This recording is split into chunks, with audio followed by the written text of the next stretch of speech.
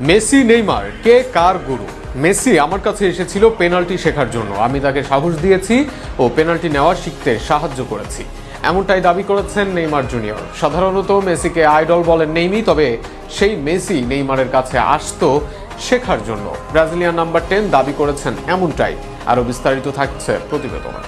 সবাই জানে মেসিকে আদর্শ মনে করেন নেইমার জুনিয়র। নিজের আদর্শ রিভালদোকে মানলেও পাশাপাশি বন্ধু মেসিকেও নিজের গুরু মনে করেন নেইমি। দুই বন্ধুর সম্পর্ক সবারই জানা, তবে এবার যেন হাটে হাড়ি ভাঙলেন নেইমার জুনিয়র। বললেন নেইমারের কাছে শিখতে আসতেন মেসি। অবশ্য মেসি যে কত বড় মনের খেলোয়াড় সেটিও এটিতে প্রকাশ পায়, কেননা নিজের জুনিয়রের কাছ থেকেও শিক্ষা নিতেন তিনি। সম্প্রতি পডপাহ নামে পডকাস্টে মেসির দক্ষতা বাড়ানোর ক্ষেত্রে সহায়তা করার কথা জানিয়েছিলেন নেইমার।